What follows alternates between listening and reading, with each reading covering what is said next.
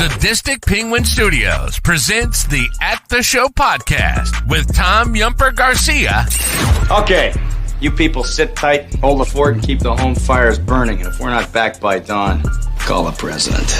And Tony Chalsa Burt. I don't know this industry jargon, YP, MP, whatever, okay? All I know is that I cannot get a record contract. We cannot get a record contract unless I take these tapes. It's almost time, so grab a drink, get your popcorn ready, and join the film discussion with two guys from Chicago talking movies.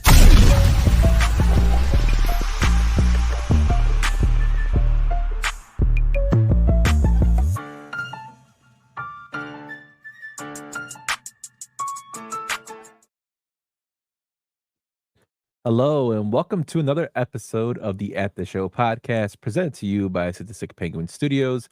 I'm one of your co-hosts, Tom Yumper Garcia, and I'm with my man, Tony. He's back as Chalsa. I'm back. Bert. I'm back.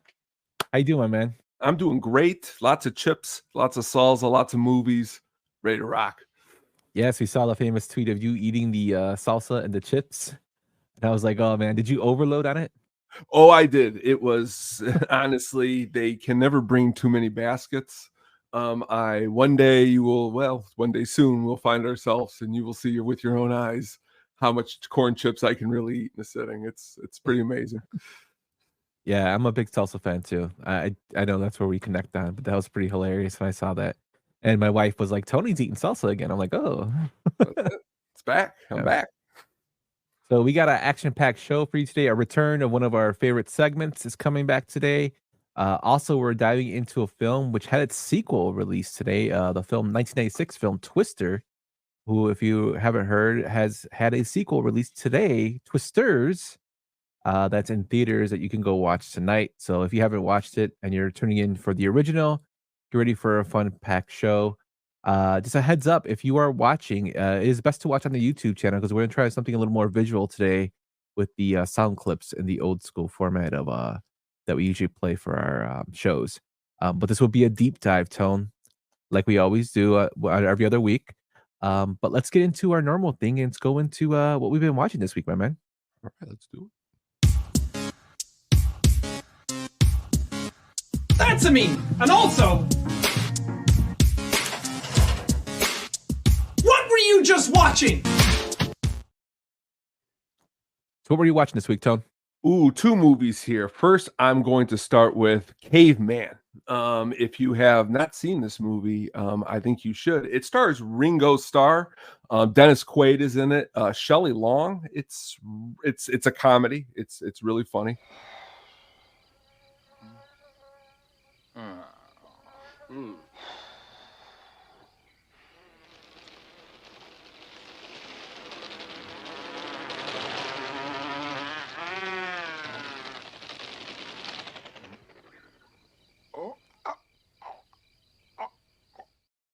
Just really, I remember my dad, he showed me this movie a long time ago, but a lot of laughs. It's funny to see Ringo Starr in an acting role.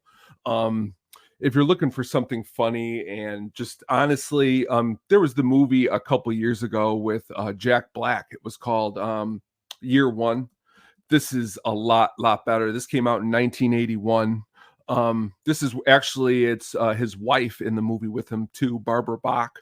Just a really out there movie, really cool visuals actually for the time. There's a lot of awesome of if you've ever seen like Jason and the Argonauts, that stop claymation, there's some of that in there too. Just a deep 1980s movie. You ever hear this one?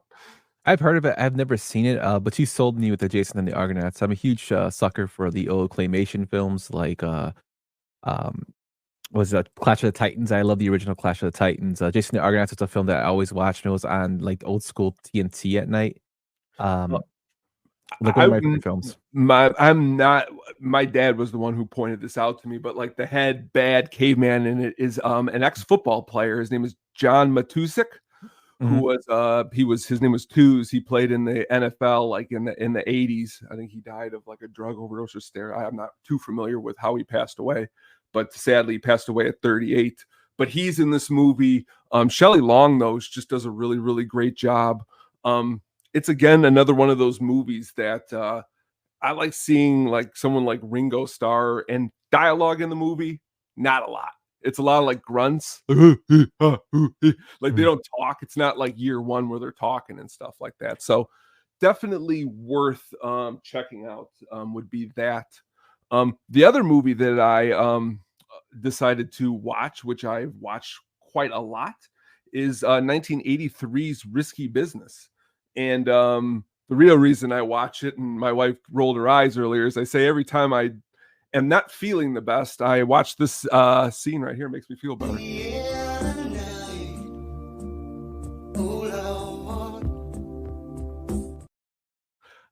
That whole scene on the train is amazing. If you are a Sopranos fan, Joey Pants, amazing in this movie. Early role.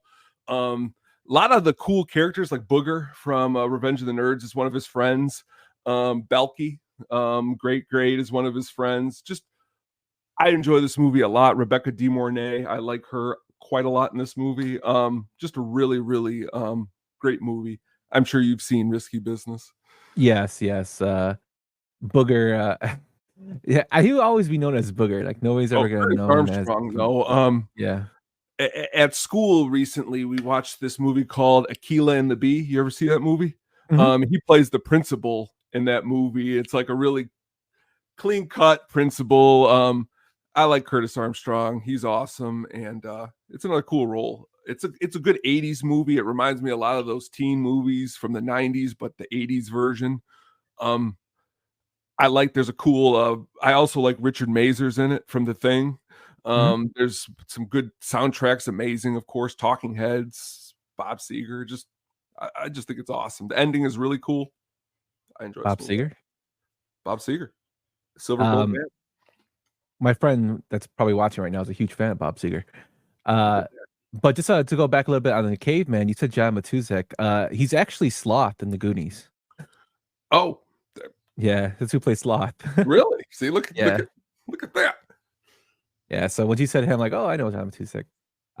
But what I watched this week, I actually went to go see a new film. I heard a lot of hype around the Osgood Perkins, who is actually the son of Anthony Perkins of Psycho.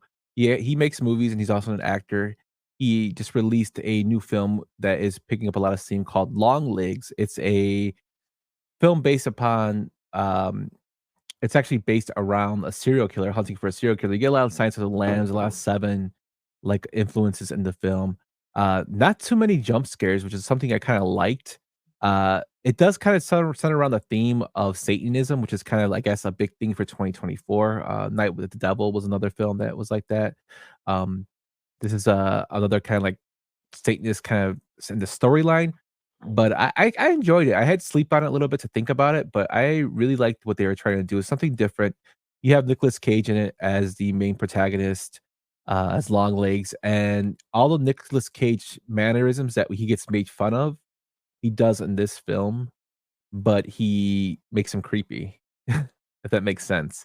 The only thing I did not like is his makeup. His makeup was a little too like out there, but besides that, I thought the film was pretty decent. I would like to see if they would continue the story, where it would go from it. But it was a good little ride and something different that I enjoyed that's in horror. Have you seen this one yet, Tom?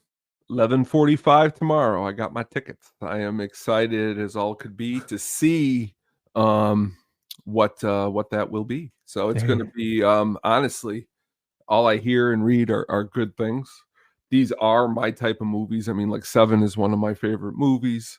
I love a good everything I've read, and I've read more than I should have, leans me to believe it's going to be something I'm going to enjoy. So that's why I'm going to go check it out.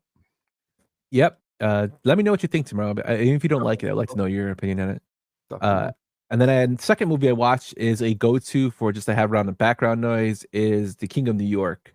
It's a Christopher Walken film about a man named Frank White who gets released from prison. He used to run New York.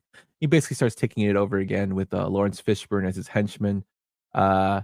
If you guys know Notorious B.I.G., he mentions Frank White a lot in a lot of his raps. He's referring to this character. It always cracks me up because Walken is great in any role he plays, but he's over the top in terms of Frank White, a very like guy that's out there, very eccentric, but also a cold-blooded killer. Have you seen this one, Tone? Oh, great movie. Again, in my early film watching days, um, it was actually honestly when I was watching first seeing Casino and Goodfellas, and then I try to watch this. It's really gritty. It's a lot more grittier than some other movies at the time that I watched, to the point where I love Lawrence Fishburne in this movie. I think he's awesome in this movie, and I think honestly, I like, of course, Christopher Walken is amazing. Just a really good pick. Yeah, David Caruso's in this film, Wesley Snipes, Giancarlo Esposito's in this film. A lot of stars that are kind of out there now that are kind of hitting it big, like especially Giancarlo Esposito, this is one of his earlier films. But if you haven't seen it, I definitely check it out. So it's one of my favorites in terms of the crime genre. Also, I love anything with Walken because he's over the top with anything he does. Yes, he's good. But that's what we've been watching this week. Let us know what you've been watching over at the Pod Show at Twitter's or X or whatever the hell it's called next week when he sells it. Let us know on Facebook or on YouTube in the comments, my man. But we have a special guest for his tri-weekly segment. You want to get to that, Tone? Let's do it. Tonight we have just the amazing mailman Jack here tonight. Let's bring him out here to talk. Hold on a second. We're here to talk about a movie that he has brought to the table, a classic that you could watch on a rainy day that his wife brought to him and he's bringing to us. So we're excited. Yep. Let's get to Mailman Jack's opening segment here. That's what it is.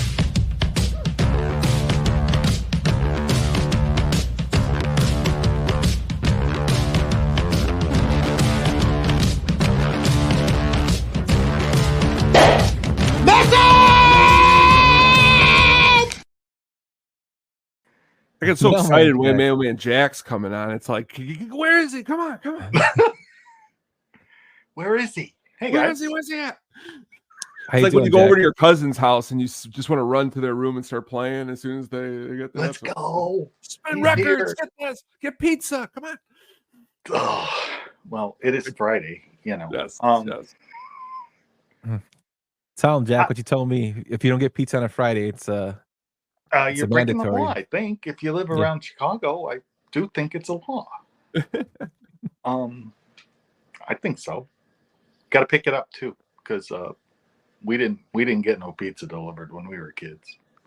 My mom said, "You live in my house rent free. Go get my pizza." Well, what movie did you bring to the table tonight for us, Mailman Jack? All right. So my wife has a few movies like that she loves to watch if she's home on a rainy day, and one of them is National Treasure, and I love this movie. It's hokey and it's a little, and I mean, but my wife, I think she might have a little thing for Nicolas Cage. Yeah, all things Nicolas Cage before the plastic surgery too. Yeah. Did she like his voice in Peggy Sue Got Married? My wife's a teacher and she loves everything about this movie because it's based on history, kinda. It's just a really. I know it. I usually hit you guys with an obscure one, but this is just a movie I probably have.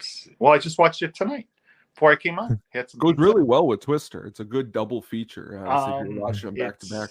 And with the movie you saw at the show, yeah, I mean, it's great. My wife probably loves it a little more than I do, but I truly enjoy this movie like crazy.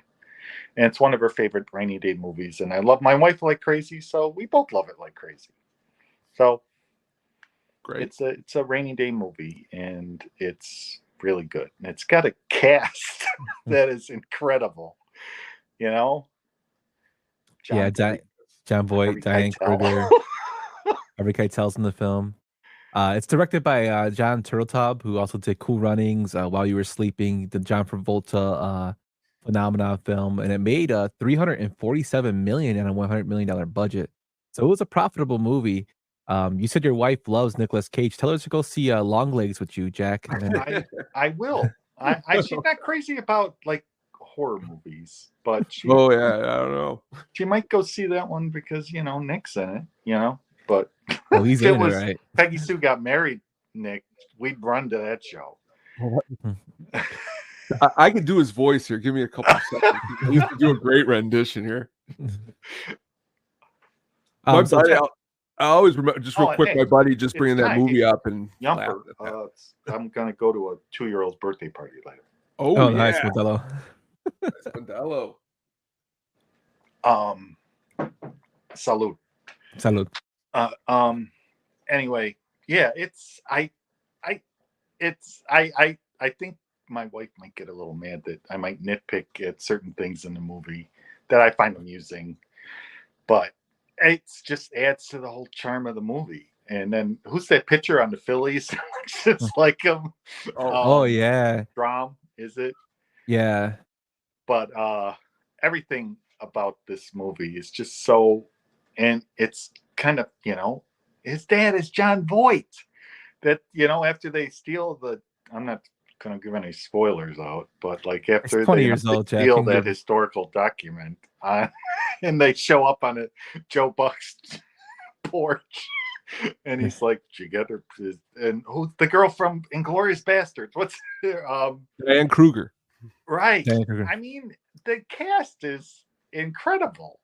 It's so good. I really enjoy this movie a lot. Do you guys enjoy it much, or did you think it was bad? Or you can go No. first. I actually liked it a lot. I actually didn't see it when it first came out. I actually saw it a few years later. The reason being is because this is kind of when the Nicolas Cage kind of went that string of like straight to video movies. Like he did Ghost Rider, and then this came out. I'm like, yeah, and like I don't know if I want to see this. But I saw it and I actually liked it. I actually liked the second one as well. Because there's just a couple things I didn't like was the Freemasonry stuff. Yeah. To tie to, because I'm a Mason, and like the stuff that like to allude to that we protect secrets like gold and all this, and I'm like, if I knew all that stuff, I wouldn't be working a job. You know what I mean?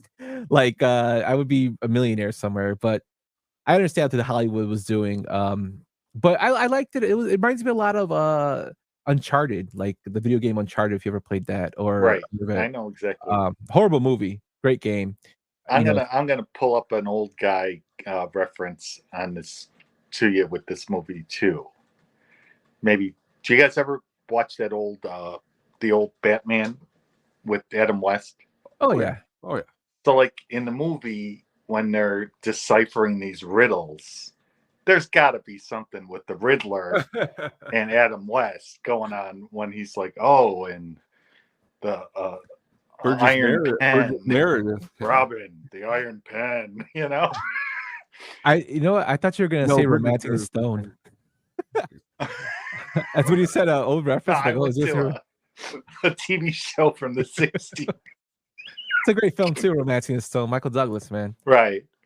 But I was just, that's what it always like, but it's so cool, like at the Charlotte and they find it in the Arctic. And I love how it's so cold, but like no one's really wearing a hat in those scenes and you can't really see their breath. Oh yeah. What's not to like? I mean, like I said, it's always like, because like I work on Saturdays, and invariably if my wife's home on a Saturday and it's raining, and I'll come home at the end of the day and there's a movie on, and it's usually National Treasure or Sweet Home Alabama or The Proposal. Those are 3 favorite rainy day movies.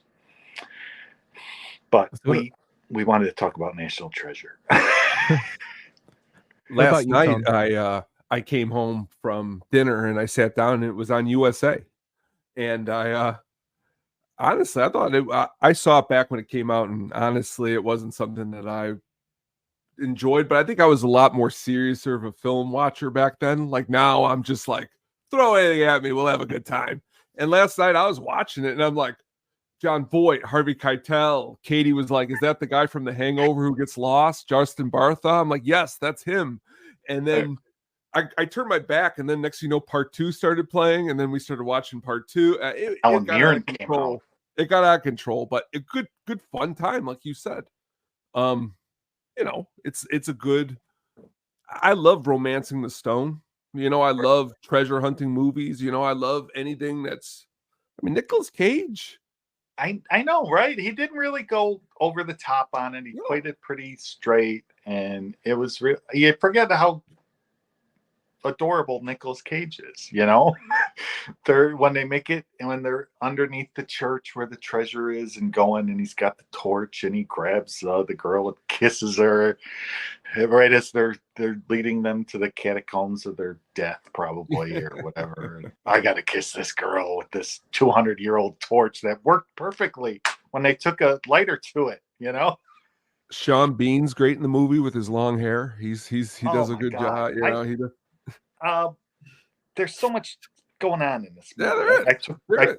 I took a ton of notes. Hey, awesome. I probably have seen this movie 20 times, but it never gets old. And now it's super easy to watch because it's on Disney Plus whenever you want to see it, and it's all good. Got some pizza. We watched some. We watched some National Treasure. And I brushed up on it a little. I loved, so like you got that thing on there, and like when John Boyd says, "Throw it in the oven," it needs heat. I don't know. It's and then they're like, was there really a thing? This is fiction, right? I can go from Shakes the Clown to National Treasure like that. That's me in a nutshell. That's why you're an amazing guest, because that's me that's it. I can go Long Legs, Risky Business, Shakes the Clown, back around to Night. What's the awesome one? Near Dark. I can do a Near Dark Twister, Bill Paxton Fest if they let me I'm kind of bummed I didn't get to see Twisters today. Oh, maybe by the end of the weekend I'll see it, because I really want to see it. It's gonna be a good time. Just basically because it's not it seems like all the best movies that were out were kids movies this summer, and and some did see a trailer the other day for the new Beetlejuice. That's like a real movie. Good. New Beetlejuice is looking really good. But it's been a really kiddie centric. It felt like a little bit. I love going to the show. I think we all do.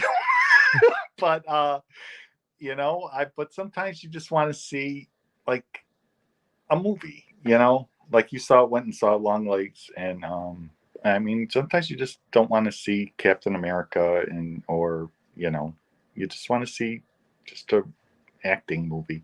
Yeah. So you go. Yeah, nothing beats going to the show. I've kind of grown accustomed to the streaming networks, when they release day ones. Right. But like I went to the show actually with my mom, because my wife won't go see horror movies. My mom is who got me into horror, me and my brother. That's why we went to go see it. That's really cool. Yeah. So, but knowing that we can go like right here, right by us, we saw like a late show to watch it. It's there's nothing like it.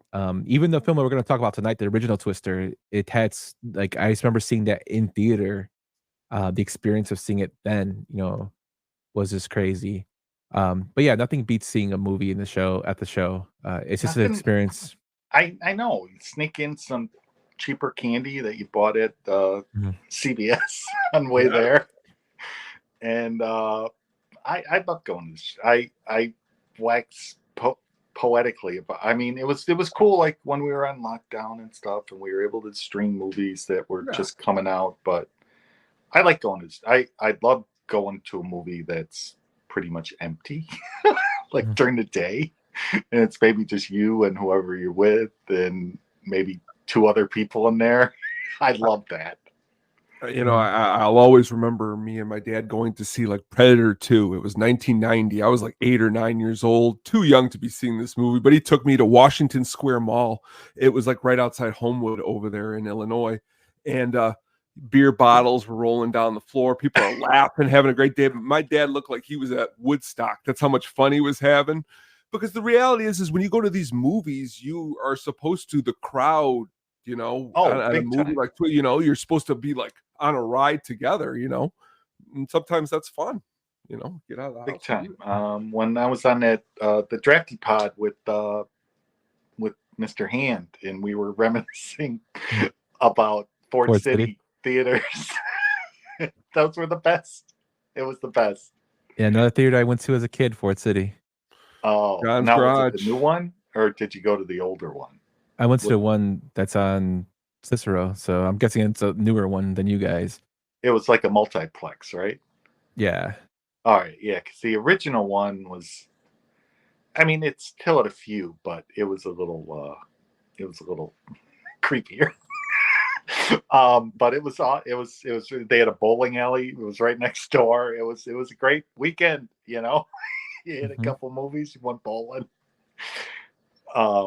That John's Garage in Ford City was. That place was awesome. Yeah, I miss that big time. They had one in Woodfield Mall, and I was like telling my wife about it, and she's just like nodding, like she didn't remember that, But I'm like, John's Garage, you missing it? Garage parts on the wall. She's just like, yeah. Mm-hmm. It had a big salad bar and stuff. It was cool. They served you when you were underage. It was awesome. But this movie is really good at again, for somebody who's a teacher, it's light on your feet to do some historical, documents and stuff like that. Exactly. The letters. What are the Ben Franklin letters? The Do Good letters are mentioned in where the Liberty Bell is. And it's one of my favorite parts is when what's his Riley feels so good because he knew what daylight savings time was.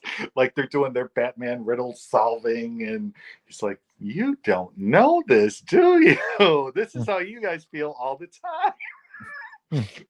We're good. They didn't start daylight savings time till World War One. And who was it written? Ben Franklin. It's an excellent movie. I watch a lot of bad movies. But this is a good one. And like I said, my wife loves it and my kids love it too. Probably because they grew up watching. We could, if our kids are both around and we're sitting around and it's raining, we'll flip this on and it's like we're transported back to when they were little kids. It's nice. And yeah, good picture. A little too weird on you guys. But and Nick Cage is in it. So my wife's happy. I'm happy. Are you guys going to go? Did you guys know that the third one's being developed? Really?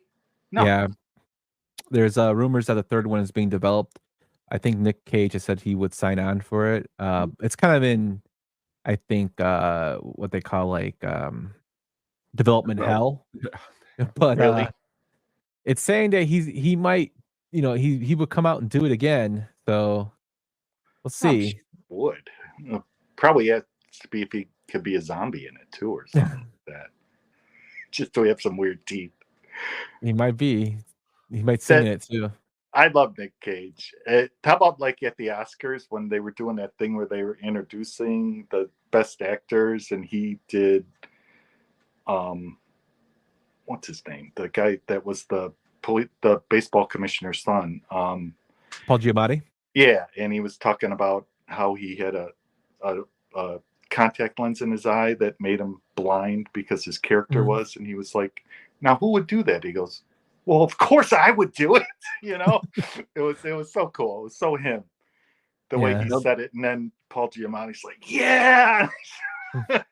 Now the director on the DVD stated that the initial rough cut was right around 4 hours. Jack, do you think you would have been able to sit through the 4-hour full cut of that of National Treasure? Know about that. I don't even think if you put part 1 and 2 together, they equal 4 hours. So it's, I don't know. Now that part with the whole when they were below the church and with the stairs and the elevators, I bet you they could have really went a little longer with that, because it seemed like they were just like But that was everything. Just seemed kind of plausible, but kind of ridiculous. Now, that's a really long time. They must have really had them solving some riddles and stuff. They might have been. And now here's another thing about the movie that I kind of, like, so Nicolas Cage is doing all this mastermind stuff, figuring out these riddles. Oh, we got to do this. But then the other guy is literally right behind him. And all he's doing is just like typing in like maybe one word he got on a computer. Oh, we got to go. Yeah, it makes me laugh too, how they make it seem like these computers can solve such crazy algorithms and right without any type of program. You just type it in and it's like, oh, it'll solve it right away. But No, it's like, like Nick's doing this, and then they get that pipe out of the Charlotte. Oh, it's on the back of the Declaration of Independence. Well, we're gonna blow up this boat and and leave you out in the Arctic. And then it's a very well, like you said, Romancing the Stone, like a movie like that. It's very well made, and it's a good thing Disney was behind it, because you could tell it's got some Disney money behind it, and some Disney storytelling too. But it's an excellent. It's a really good movie. I like it. Excellent pick, Jack. Movie. Great pick.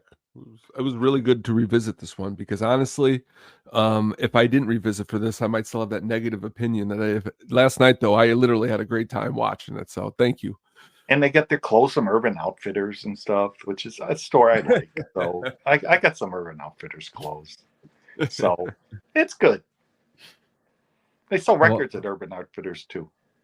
They do. They do. I love looking at them. So that store's cool in my book. They have a really nice Urban Outfitters in New Orleans, which is a place my wife and I love to go. Beautiful town. Yes, sir. You got anything to plug, Jack? Never. The mail. Be good to your mailman. Yeah, be good or your mail carrier, woman or man. Something really bad happened today to a mail carrier, and it ain't cool. No.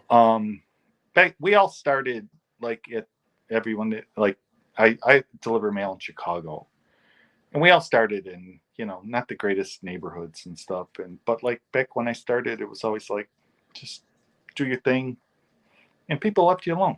Yeah, they don't leave you alone anymore.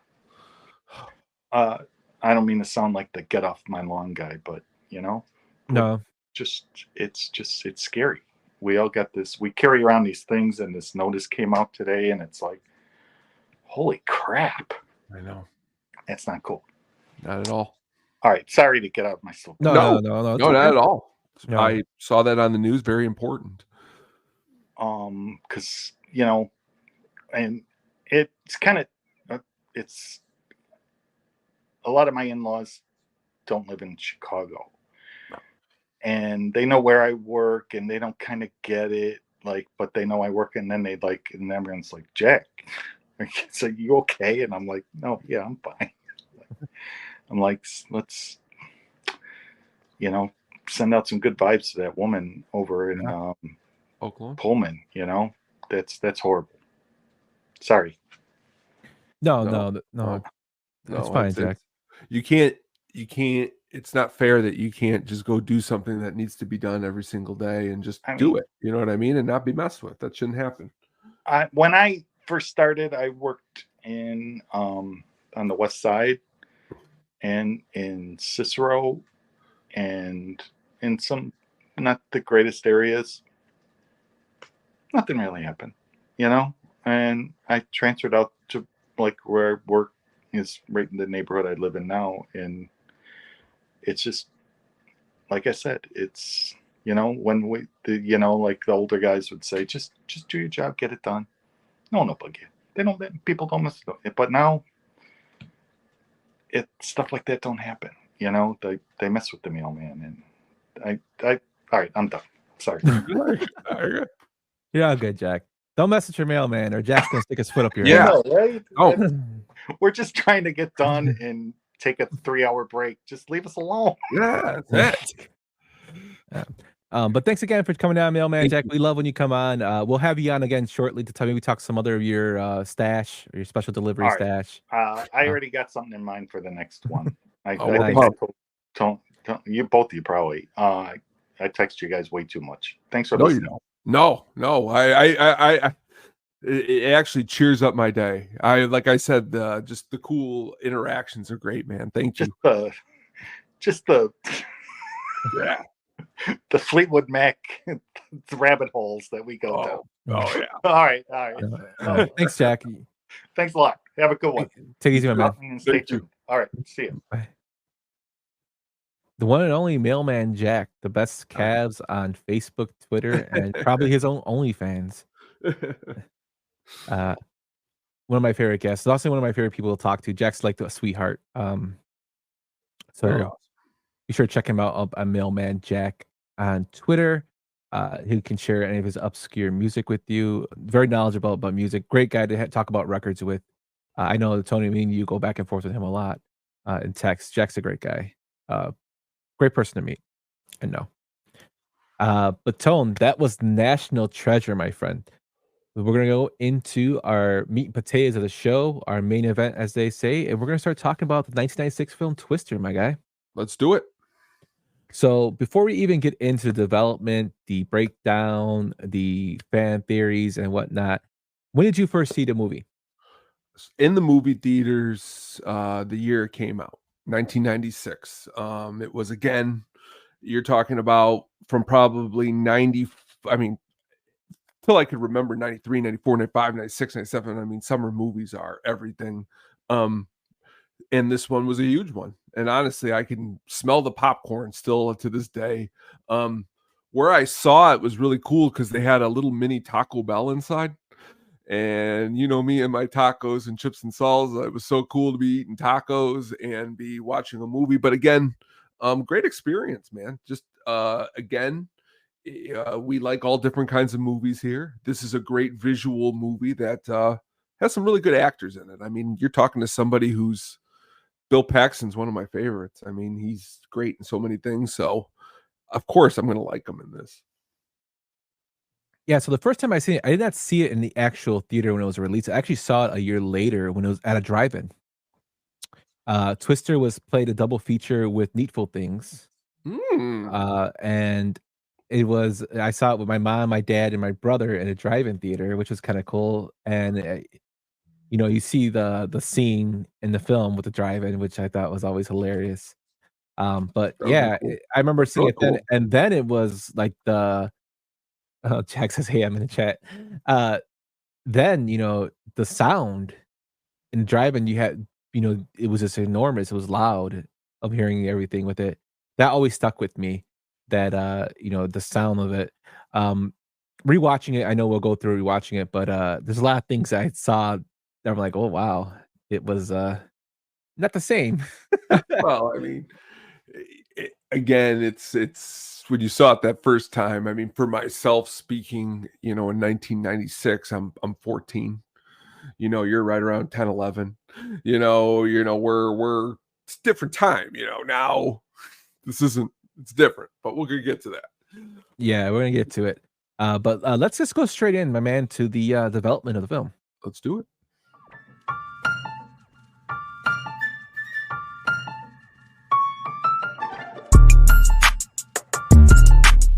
In my thoughts, I use the technique of positive visualization.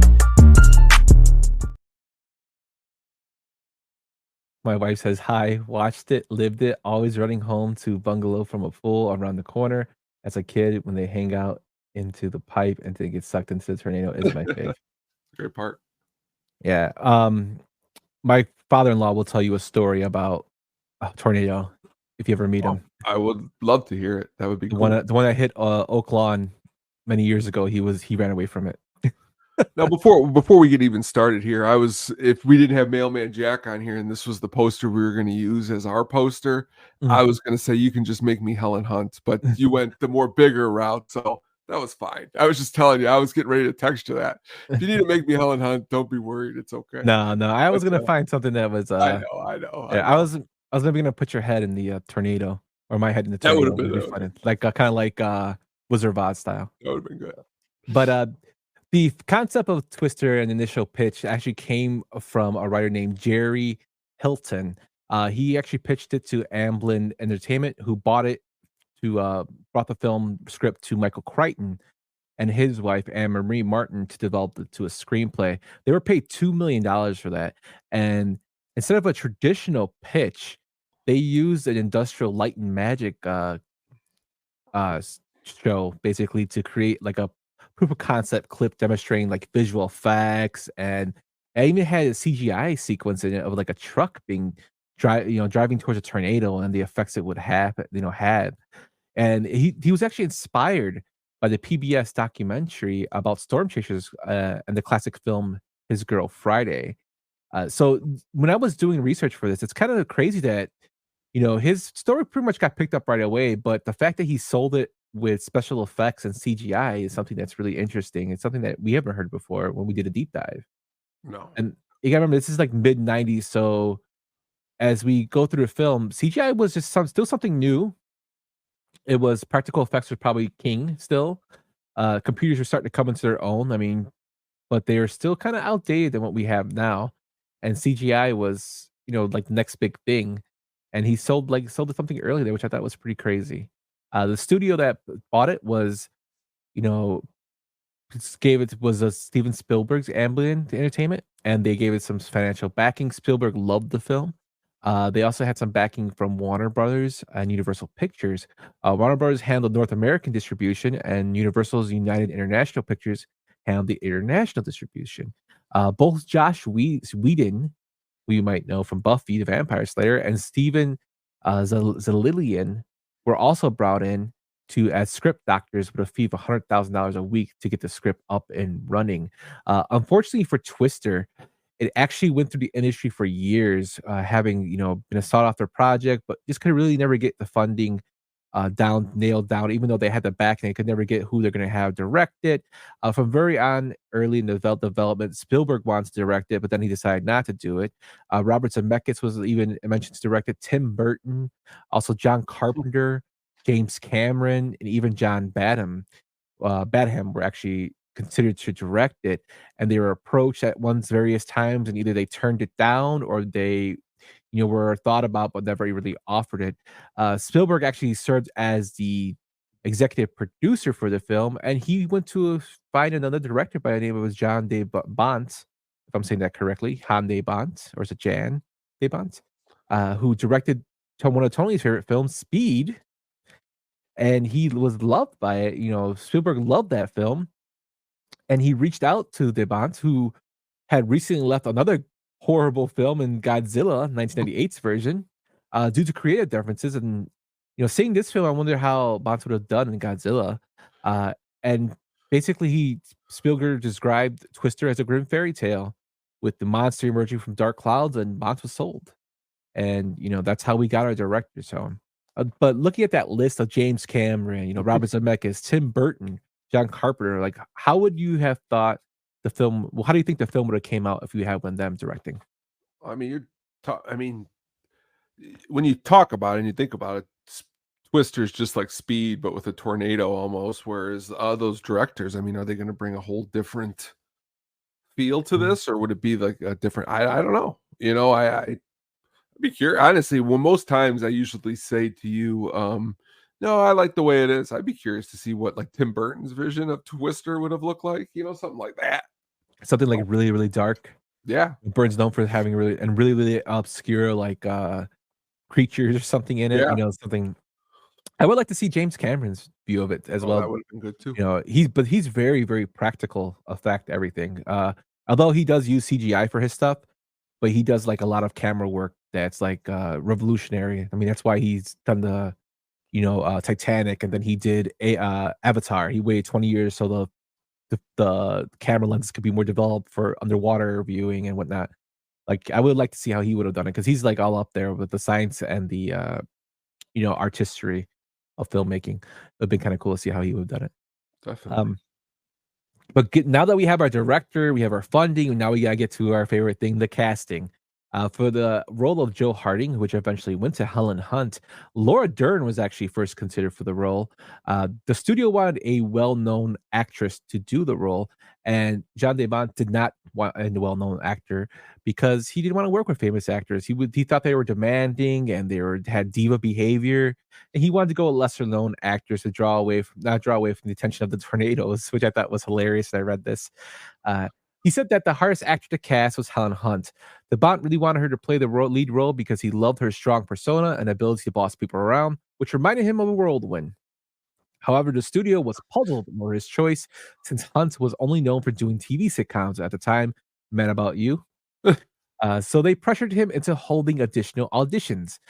He said that these auditions were really embarrassing since he had to tell every actress who turned up that he already had his mind set on Helen Hunt, and afterward informed the studio that he was unable to find a more suitable actress. So he lied for her, which I think is hilarious. Hunt initially was uninterested in the film, declaring that I just didn't know what to do. I just didn't know what I could really contribute acting wise to this film.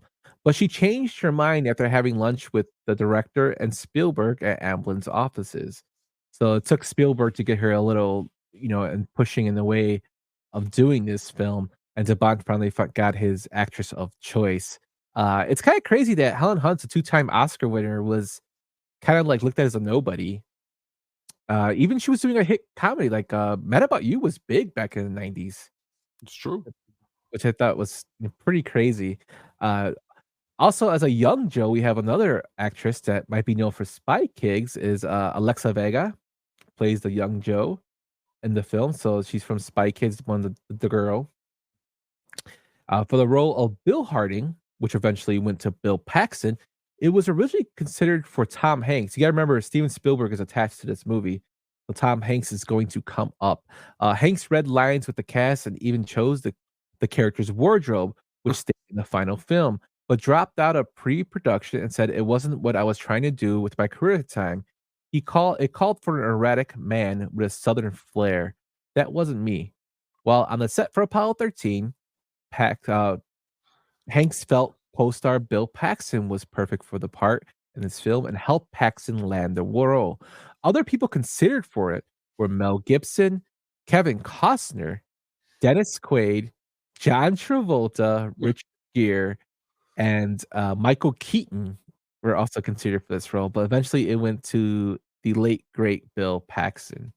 What do you think about those other people for that role? I mean, great actors there. I mean, of course. I mean, you're talking about. We've already talked about Nicolas Cage tonight, but to imagine Kurt Russell in this role, of course, it'd be awesome. But Bill Paxton, though, man, can't replace him. And she says, "Is this as good as?" Yes, Jen. She says. Helen Hunt says that. For the role of Dr. Jonas Miller, we have Carrie Ellis. Elwes. I don't know. I know we had an issue of saying his name, but let's call him Carrie Elwes. Christopher McDonald was considered for the role of Dr. Jonas Miller, but was already committed to a film called Happy Gilmore, where he coincidentally played a similar arrogant, smug villain. Alec Baldwin, Peter Green, and Hugh Laurie were considered for the role. I kind of would like to see Hugh Laurie as Jonas, but That would be good. I think Carrie did a good job. The only bad thing about this is that a lot of his scenes were cut back in the editing room, so he wasn't as developed as we would have wanted him to be. Carrie Ellis, Ellis is another person who doesn't get enough credit for his roles. I mean, I loved him in The Princess Bride. He was in Robin Hood, Men in Tights. He just doesn't get enough, respect for his roles. Great thriller I love with Alicia Silverstone called The Crush. Yes, The Crush. I mean, she's obsessed with him, right? Yeah, I love that movie. But again, just a great actor all around. He's Very in, awesome. To be in Princess Bride and Robin Hood Men in Tights, I mean, pretty cool. Yeah, he's also in Kiss the Girls.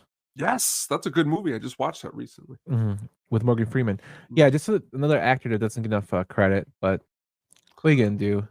And then we have the beautiful Jamie Gertz, who will always be known as Star to me from The Lost Boys, as Dr. Melissa Reeves. Mira Sorvino was actually considered for the role. But she actually turned it down, because she didn't want to dye her hair brown for the film. So Jamie Gertz was cast instead. So let's drag. Lois Smith was cast as Aunt Meg. Another guy who we might know from A Certain Person's Day Off, Alan Ruck, was cast as Rabbit, a young Alan Ruck, which is, I always like, the only two movies I can considerably remember Alan Ruck in are Ferris Bueller's Day Off and Young Guns 2. And after rewatching this film, this will probably be the third film I always reference him to. There's a fourth one, and he's in the one that John DeBont did before this. He's in Speed. He's like one of the guys like sitting on the bus too. Oh, yes, he is. But like, again, these are the only four that I think of, besides Succession, which is on it. But again, movies. And just a little trivia about Alan Ruck. John Hughes had offered Bill Paxton the role of the garage attendant in Ferris Bueller's Day Off. Alan Ruck is known for playing Cameron Fry. So they could have worked together back then. Jamie Gertz, swoon. Yeah, she's the owner of the Hawks. I mean, if I could tell you that I remember my dad talking about Jamie Gertz, that just tells you that Jamie Gertz made it across multiple different dimensions of beauty. She's great. For the role of Dusty Davies, we have one of the GOATs, in my opinion, that was lost way too soon, and Philip Seymour Hoffman. He was cast in that role, but people who were considered were Garth Brooks, Mark Cuban, which I'm like, what? And Chris Farley. They all turned down the role of Dusty Davies. Interesting. Yeah. When the hell did Mark Cuban get this role? Get offered this, but that's why I was like, what? Mark Cuban. Chris Farley, though. I mean, he could have did a good job in it. Chris Farley, yeah, would have been right up there with Chris Farley. But I just love Philip Seymour Hoffman. Always cracks me up. Just his mannerisms of being a weirdo. Could this be like one of those film theories? Like this is a sequel to Boogie Nights. Like he gives up the 70s lifestyle and he becomes a storm chaser. I'm gonna start writing these film theories. But again, great casting on so far. Yeah, and then we close up the casting with Jeremy Davies as Lawrence, Todd Field as Belzer, Zach Rayner as Eddie, Nicholas Satter as Kubrick, Abraham Benbury as Bubba. We have a Jake Busey sighting as the mobile lab technician. Jake Busey, of course, is the son of Gary Busey. He's in a small role in here.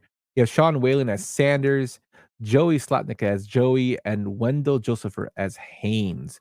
We also have somebody else that I'll mention in a little bit that had a role that was in the beginning of the film, but we'll get to that when we do the breakdown. There were challenges with this film. The production faced several significant challenges, including practical effects involving real dirt and debris, which caused Helen Hunt and Bill Paxton to get hepatitis shots. Ooh. That's not good. The intense conditions also led to conflicts on set, with the entire camera crew quitting after DeBont struck a camera operator in frustration. So DeBont had a little anger problem, was punching people, I guess.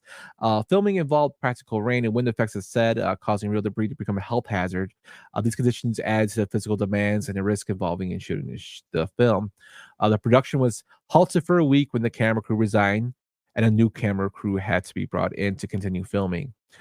For the visual effects, ILM Stephen Fragmeyer supervised the visual effects, leveraging his experience with creating tornado simulations.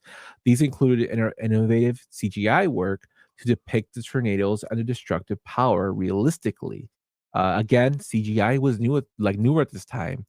This is also around the time where they re-released Star Wars, the first 3 films, with more CGI added into it. Don't you remember that? Oh yeah, I went and saw 3 of those at the. Yeah, I saw them and then we bought them. I think I still have them somewhere in my house. And then the music and soundtrack is right up your alley and Mailman Jack's alley. The soundtrack featured contributions from Van Halen, among other artists. Tensions over the film's theme song led to significant changes in the band, including the departure of their lead singer, Sammy Hagar. Oh, I've read about this story so many times. Again, honestly, it's probably one of my top 5 favorite Van Halen songs. That's what makes us. That's what makes us you. Just really, really, really awesome. And a quick plug, they're going to be playing that song on tour this summer. Like, they're honoring all the Van Halen catalog. But again, at the time when this came out, Van Halen on a movie soundtrack. Now, also really cool, really quick before we go on, is Van Halen, Eddie and Alex, because there was a falling out. They were supposed to do a second song, never came together. So they do like a instrumental. It's like in the credits at the end. It's really actually really cool. If you go through the soundtrack, you know, you got everything from Soul Asylum on there, Rusted Root. But again, that Van Halen song I like quite a bit. I knew you would like that part. I also thought it was hilarious that I didn't know that Hagar left over this film. Yeah, they were. Yeah, we'll talk about it later and going forever about everything. But it was just really a tensious time in the band. And honestly, to say that the Van Halen / Sammy Hagar broke up over Twister is pretty hilarious. Yeah. But that's our film development. Not really tons there, but we got some good little nuggets, you know, for casting and director, as well as the director being batshit crazy and punching the camera, man. But you're ready to move into the breakdown of this film, my friend. Let's do it. See the arc? He starts down here. He ends up here. Where's my arc, Paulie? Ellen, I think, just in a temporary memory lapse, God, she took her hand off the door she was holding to kind of readjust her position, and that door just came and just pinched her head between the cab and the door, and that was check, please. Yeah, that's a scene that with Helen Hunt when she got hurt. Oh man, Bill Paxton, man, I wish he was still here. Man, I mean, you covered it in one of your movies, but Frailty is one of my favorite movies. He directed that one, and I mean, honestly, he just reminds me of like if me and you were actors. Like, he's just a normal, everyday guy who's great at what he does. It's just really cool. Not that we would be great at what we would do in that role, but he was great at what he did. I would be a horrible actor. I would laugh. Oh, don't sell yourself short. But we open up with a prologue. We see a young Joe, played by Alexander Vega, see her father get killed by a tornado. And to me, it's probably one of the most hilarious deaths, and I'll show you why.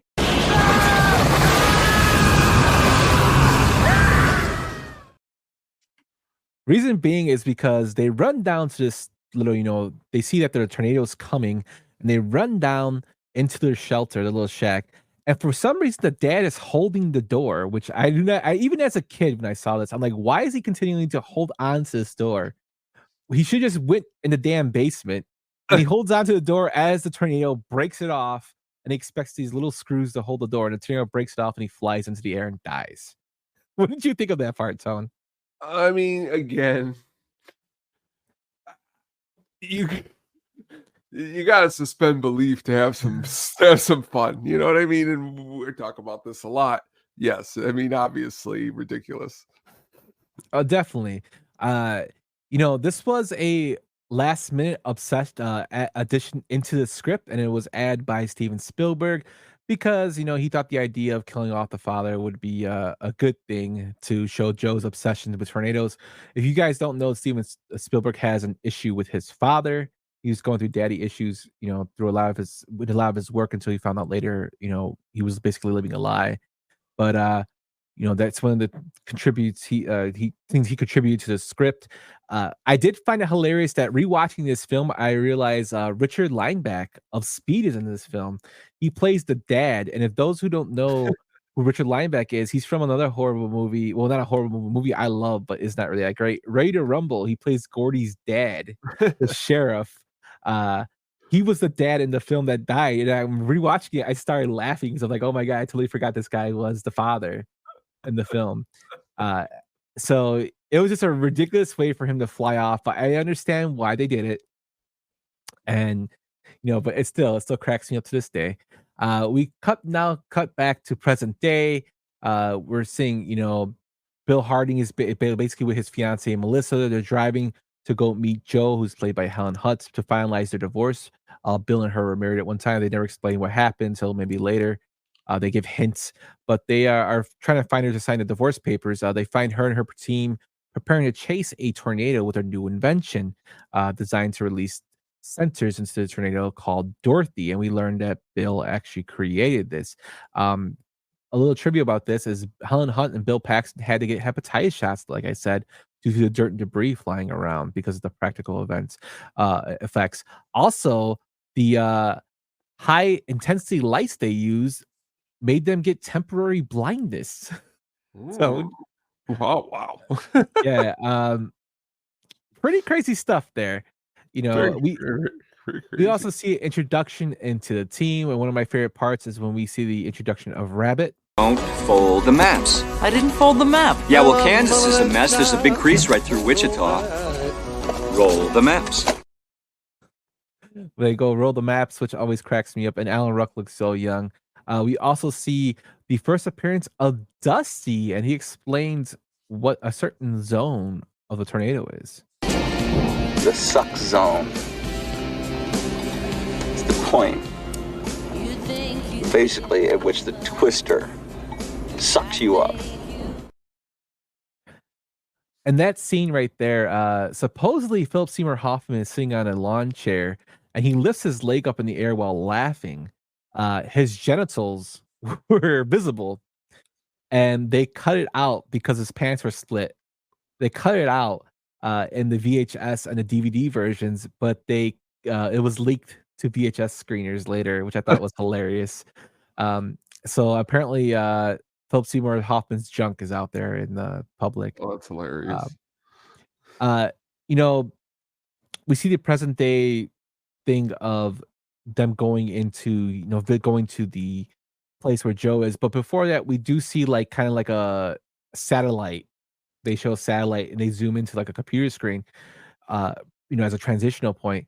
And man, the CGI does not hold up. It looked like a Windows XP or Windows 98 video game I used to play as a kid. The graphics were really bad, man. Like, I like this film, but the CGI has not aged well. Well, at least for the especially that part. Some of the tornado stuff isn't terrible. Okay. No, it's not terrible, but there's certain parts. It's a rough time for CGI. You know what I mean? But this is a little bit better than like Alien Resurrection. There's like a scene where like it looks totally like computer. Like, yes, it's there is parts, but that's the magic of it. Some of it. Maybe not the scene where he's holding the door, dad, but we could have done without that. Yeah. But yeah, it's definitely outdated. But yes, you did hear Stevie Nicks there, Jack. She was playing in the background with Dusty.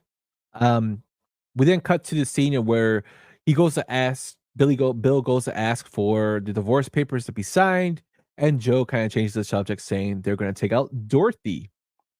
Now, Dorothy is an invention that Bill made to test to find out what's actually going on in a tornado. She's filled with sensors, and you're supposed to release her in basically the eye of the tornado or the center to get readings and whatnot to figure out what's really, because the whole premise of the film is that people don't know why tornadoes do what they really do. They really don't know the what's actually within a tornado, of why it's doing the certain things it does. And Bill plays this tornado whisperer, basically. For Dorothy, it was inspired by real meteorological research equipment. It involved a bunch of, scientists and actual people that were consulting the film that were with meteorology that could give their honest opinion on how to build it. So it's actually kind of legit. The instrument package used in the movie Dorothy is a homage to the instrument pack real tornado researchers attempt to place in the past of tornadoes. The Tottable Tornado Observatory, or Toto, Dorothy and Toto are both characters from The Wizard of Oz who are also sucked up by a giant tornado, which is why if you look at Dorothy in this great picture that Tone posted, it's actually Dorothy from The Wizard of Oz on the actual device, which I thought was hilarious. One of the Dorothys used in the film is now located 650 feet underground in the Underground Salt Museum in Hutchinson, Kansas. They also have the original film reel there. The unique siren made by Dorothy is achieved by combining the sounds created by a standard police, fire, and ambulance siren control head. These control heads have modes called yelp, siren, and phaser. The same sound would later be heard during the chase scene from Terminator 3 Resident Machines with the fire truck, crane, and ambulance police cars all chasing the Toyota Tundra. In a later movie, the sound was created accidentally. In this movie, on purpose. So in the Rise Against the Machines, it was created accidentally, and this one was on purpose. And I kind of felt sorry for the retired Tom Skilling a couple days ago. He missed out on the metaphor for Christmas story. Tom Skilling. The reason Dusty wears a OU University of Oklahoma hat is because the producers wanted to spite OU for not letting the OU symbol be on Dorothy. They mentioned in the film that they're running out of grant money, so you can assume they're either with a organization or a university. So it's kind of hinted that Oklahoma University is who they work for, even though it's not explicitly said. And then the film's flashback scene shows a young Joe having the same breed of dog as Dorothy's Toto and the Wizard of Oz. So there's a lot of connections with the Wizard of Oz in this film. Just a lot. An important subplot to the movie is the rivalry between Bill and Jonas, which we'll later get to, which both had the same design for the Dorothy machine. And that's where we first meet Jonas, is when they see a tornado is coming and they all go to try to go catch it. And we first see the appearance of Jonas. Jonas, son of a bitch. Who is that, honey? Jonas Miller, he's a night crawler. We all started out in the same lab, then Jonas went out and got himself some corporate sponsors. He's in it for the money, not the science. This makes me laugh, just like the disdain in Bill's voice cracks me up. Just like how he looks disgusted when he sees Carrie Ellis as Jonas' car. And Carrie Ellis is they're in like black vans. Oh yeah. Which I guess is supposed to be like corporate money. He calls him a nightcrawler, which cracks me up because he actually was in a film called Nightcrawler with Jake Gyllenhaal, like later in his career. That is Bill Paxton. And Jonas has a .3, which is basically a ripoff of Bill's Dorothy. Bill confronts him when they go into this place to meet. Basically, they can't find where the tornado's heading. They're trying to observe and research it to where it's going to be next. They pull him to this basic like a restaurant, barbecue restaurant, and he confronts him about stealing his design. And Jonas comes back with probably one of the worst comebacks ever when he tells him, "I love your news reports," which just pisses off Bill to no end. And I thought it was like one of the most hilarious things. Like, what? It's like a horrible comeback. Like, what'd you think about that, Tone? A bad comeback. But like I think from the perspective of like Bill, like this is something he always did, and then he like left it for the money of the city, so like he can get under his skin. It would be like if you were a punk rocker and then all of a sudden you started playing stadiums and someone's like, not a punk rocker anymore, huh? He would just be like, well, why are you saying that to me? But then just like Mailman Jack said, the jerk store called. Yeah, they're all out of you. Yeah, it's always cracked me up when he says that. As they transition from that, they almost fight. They calm each other down. They find out the tornado is going to be somewhere. But before, Bill's been mentioned as the tornado whisperer, and we see what he starts to see the sky is changing, and he calls out a little tagline here. Going green. Greenwich. Saddle up. You got it, boss. I like that part when he's like, it's going green. He throws up the dirt, and it's just so like, it's so unrealistic, but just it just adds to the film, like about how cheesy it is.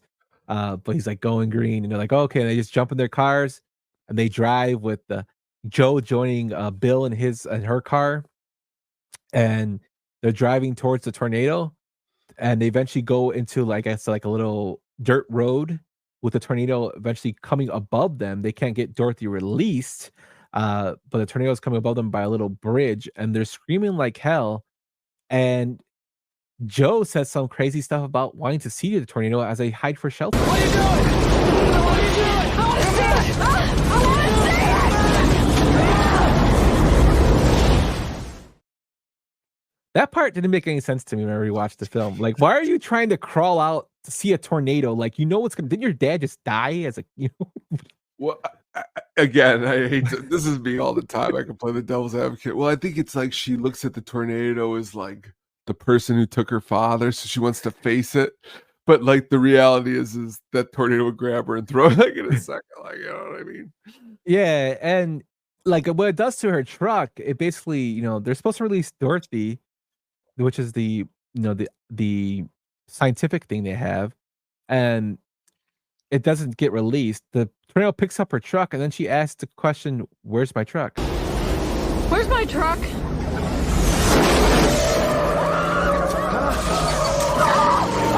There it is.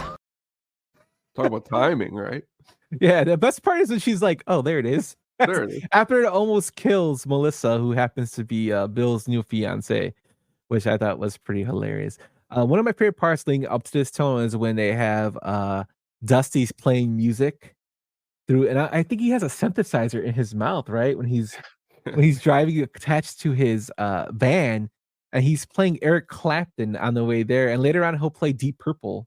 Oh, yeah. But he's playing Eric Clapton, a motherless child, on the way there, and it's just blasting through his. And Dusty's a character, man. He's definitely out there. I love when the car is smashed and he goes up to us like, "Oh, did you see that? She almost got killed by that. That was awesome." And as Jonas and his crew's driving by their broken wreckage, he jumps on Jonas's car and kisses him on the head and says, "Always late, Jonas. Always late." Like, it just, Dusty is completely out there, and he's my favorite character in the whole film. As I rewatched it again and later, especially towards the end of Carrie's involvement in the movie, Zach Grenier, his partner next to him, is like he's a pretty good actor in a lot of stuff, but the way like just Carrie as a whole, he plays, again, you need in a movie like this a good prick, and he does a good job at that. Yeah, and Zach Grenier is actually from Tommy Boy. It's another role I remember him from. That's one of the guys from Tommy Boy. I always remember him from there. There's a lot of people in this film that, like, there's actually one of the people that are on Carrie's side. He doesn't have a name, a role with a name, but he's in Suits. He's Elliot Dumple. He's one of the lawyers, but he's one of Carrie's tech guys. And seeing him was like, oh man, there's a lot of old, a lot of young guys in here. Also, I forget the guy who's with Rabbit. I can't think of his name off the top of my head. That character. Oh, who drives with Rabbit? That Alan Ruck? No, not Alan Ruck. The guy who drives with him. Oh, guy who drives. Oh, God. The guy with the I know you're. He's got Joey Slotnick, the one with the curly hair. No, not Joey Slotnick. It's I believe it's Sean Whalen. He's actually Roach in The People Under the Stairs. Yes, he is. Yes, you got the right guy. Yes. Yeah, Sean Whalen. Yes. There's just a lot of people that have smaller roles in this film, but we've seen, in bigger roles. Idle Hands too. I like that movie. Yes. Also a great guy to follow on TikTok. He tells a lot of stories about his acting career. Oh, I'll have to look into that. Mm-hmm. Awesome. So we see them, Joe's car is destroyed. She kind of hints for Bill to let him use his brand new truck, which she successfully does, and they're still chasing this twister. They're still trying to chase this twister, going towards it. They start driving towards the twister, and as they drive, you probably see them one of the most famous scenes that was shown on movie trailers. It was shown on commercials. It was made fun of, and we see they got cows when they see the twisters coming. Cow. I gotta go, Julia. We got cows.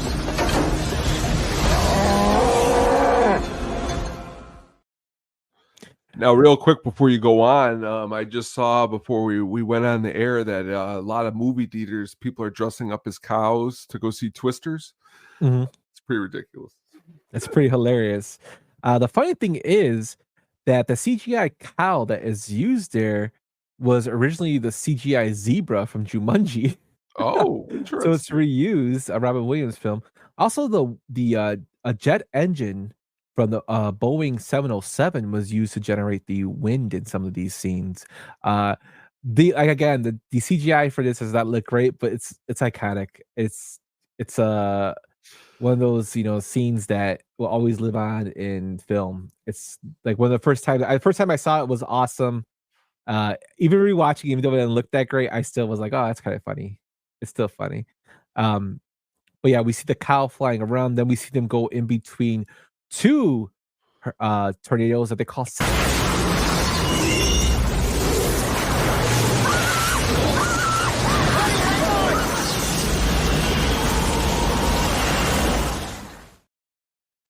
now, those scenes right there, I think, were a little bit more visually Mhm. appeasing, and I think because it was mostly showing them in the car and then little specks of, like, the Yep. tornado.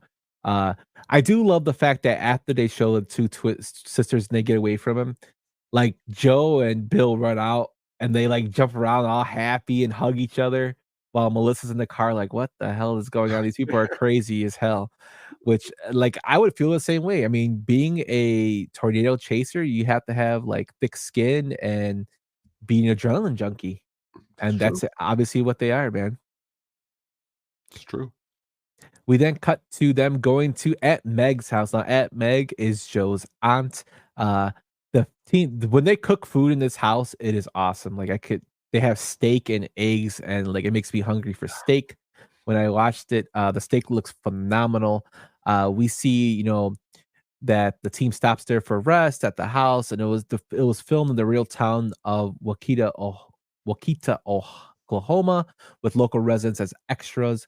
The town of Wakita was just created the Twister Museum to celebrate and pay tribute to the film, with memorabilia including photos and movie posters and a replica of the Dorothy machine.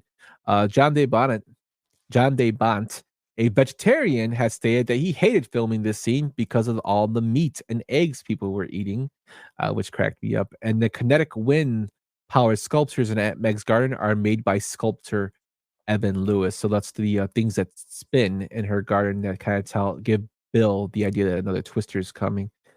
We also see them at Melissa get into a lot of discovery of Bill and Joe's relationship, a little bit more about Bill. She learns that he was drunk one time and he basically asked the tornado a question. He strolls up to the twister and he says, "Have a drink." And he chucks the bottle into the twister and it never hits the ground. That I love Philip Seymour Hoffman telling these stories. It cracks me up. I especially love too telling. I mentioned that they were going to Aunt Meg's house when the crew actually asked for food. Hey, we're absolutely not going. What'd you think of the food that was being served? Oh, I mean, amazing. Just again, you want to be I want to when I watch this movie, I want to be part of the crew, man. You want to be hanging out with Philip Seymour Hoffman chasing storms. I don't know if I'd be too scared or not. I'm not sure about that yet. But again, it would be cool to eat that food. Yeah, definitely. It would have been really cool to eat that, man. The food was ridiculous. And then my wife says, Aunt Meg's wind chime collection rivals your mom's. Yes, my mom has a lot of wind chimes. That's awesome. Love wind chimes. But yeah, that's a cool part. I love her house is really cool with the sculptures outside. Weird, but cool. When you think Aunt Meg, you think Stig. Yep. I love when Dusty asked her why all the meat? And she goes, where'd you get all the meat? She's like, "Oh, did you see my cows this morning?" And he's like, "No." And she's like, "Ah ha ha." Like so make it seem like she killed her cows to get the meat. But that steak looked phenomenal, man. It was. During this scene, we also see Melissa ask more questions, and we find she asks about the types of tornadoes and why tornadoes are F3s, F4s, and then she eventually asks about the big one, the F5. Or an F5? What would that be like? The finger of God. They call it the finger of God, which I thought was pretty funny. As probably the biggest tornado. And at this time, as Bill looks outside, he sees the wind chimes moving, and they see an F3 tornado is starting to develop, and they want to get Dorothy out there to do their research. So they drive with uh, Joe and Bill's drive his red truck, while unfortunately for her, Melissa has to get stuck with Dusty as he's screaming and doing as he's screaming and singing music as they're going after this tornado, and eventually stops to record with the other researchers, telling her how great it is looking at this tornado while rain is pelting them in the face. There's hail coming down. And Devont said that he regretted thinking of the hail sequence because it took so long and it was so difficult to do. Also, the crew couldn't find ice blocks big enough in Oklahoma for the hail making machine. They ended up having to find them in other states, and some were obtained from Burlington Ice Company in Burlington, Iowa. The ice blocks were made special by pouring milk into the water so the hail would show up better on the film. So he had to use ice from another state for this film, which I thought was hilarious. Uh, we see that the tornado starts to come down and basically destroys uh, Dorothy.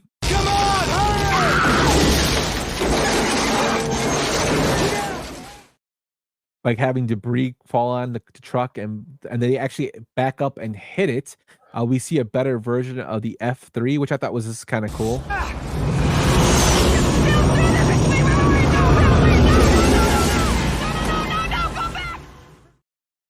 That stuff looks okay. Yeah, that stuff looked great. The part after that was when the log was following them. That looked horrible. The fake that it looked like a straight up, like again, like a old like bad computer video game with the log Jaws following 3. them. Yeah, it did. I don't know, man. Jaws 3 might look better than that one. But eventually they get away, they get into a fight, and Bill basically asks Joe why she's doing what she's doing. It's not gonna bring back her dad. He goes, "You gotta think of things more important, like me. I'm right in front of you," which for some reason his fiance hears over the intercom, even though the button is not pushed. Which the radio, which I always thought was crazy, but I guess she realizes that it's kind of over, that they're kind of reconciling a little bit. They then go to Fairfield, where they stop at a drive-in theater to kind of like lick their wounds and kind of prepare what they're going to do next. This is probably one of the coolest scenes in the film. They're actually seeing, as a storm is brewing, they see a tornado actually come through a movie theater while The Shining is playing. That was cool. Yeah, when the screen is breaking off. Now, if you've been to the Universal Studios in Florida, the ride that was still open for Twister, that scene is actually part of the ride. Oh. You see it in the distance, and the tornado breaks it off, but also with the car that falls on them in the movie theater, the drive-in theater building, which is where they hide when the tornado starts to come down. They all hide inside of a barn, or basically like a drive-in movie theater barn, where things are all flying over. One of the people get hurt with a bowl that hits his head. I thought his head was gonna get chopped off, to be honest with you, when I saw it, and I'm like, oh, and then he has a little cut on his head. He's lucky he lived. But yeah, just showing like the dangers of a tornado. They find out that the tornado has gone to Wakita, Oklahoma, where Aunt Meg lives, and she's basically under rubble. The cool thing is the practical effects were used to simulate the town's destruction as they're driving through. They see the town destroyed, showcasing it was impressive set design for it. The production bought 8 blocks of houses in the old downtown area of the real town of Wakita, Oklahoma, for $7,000 to $10,000 per house. These houses and additional 30 homes built by the production were subsequently demolished by the film's crew for the scenes after the twister passes. The town later rebuilt the downtown area and also kept the new fire truck used in the film. Ooh, that's pretty cool. They rescue Aunt Meg from her house after she's under rubble, and then they rescue her dog, and then they find out an F5 is coming. But before they do, Joe kind of gets an idea of what to use to upgrade Dorothy to make sure Dorothy can actually be used in the tornado, because they find out that what they're using before is not working, and she sees the wind chimes again and decides to use aluminum.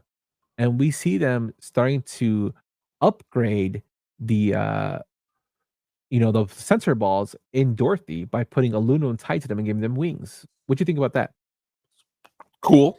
I mean, being younger and seeing, I always enjoy just the idea of all these sensors going up into the tornado and being able to pick up. I don't know if that's a real thing, but watching it seemed pretty cool. Hmm. And then they start driving towards the tornado, and they kind of get cut off from it as they try. They find out that the first load of Dorothy's that they for Dorothy 3 doesn't get lifted up because it needs to be anchored down to be correctly anchored up.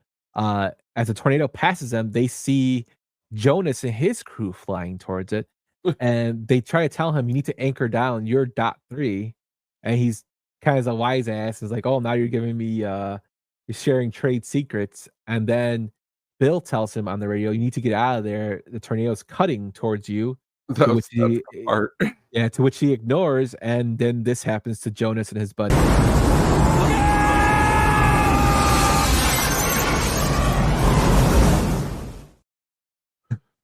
So The Jonas whole ends up time there, flying. Zach's like, dude, Zach Granny is like, do I go forward? Do I don't? Like, Yeah, he's trying to tell him he's telling him too, he mentions to him, Bill wouldn't lie to us and to get us in danger. Yeah. And Jonas tells him, you only answer when I tell you the answers. Basically, typical, yeah. punk move. Yeah, but Zach Grady gets the worst of it. He gets a damn I know. what is that? Like a walkway or Something. scaffolding just destroys him. And I'm not gonna lie, when I saw that scene, because I watched the film again today and I watched it in the morning. When I saw that, it reminded me of Total Recall when the eyes pop out of that guy's head. Is the face he makes. But yeah, Jack says it perfectly. They're not climbing out of that. But yeah, Jonas is dead.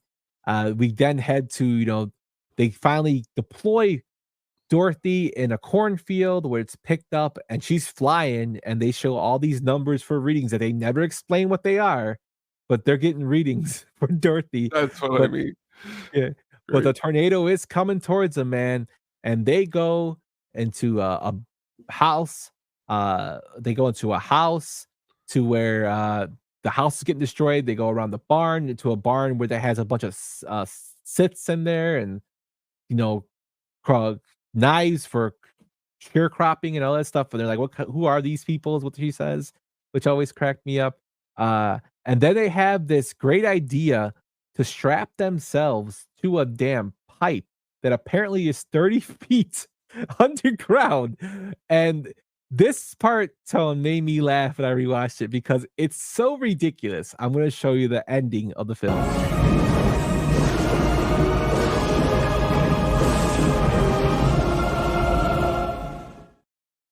They're getting pulled. Now, mind you, in the beginning of the movie, this is a F5 tornado, which is the most powerful tornado.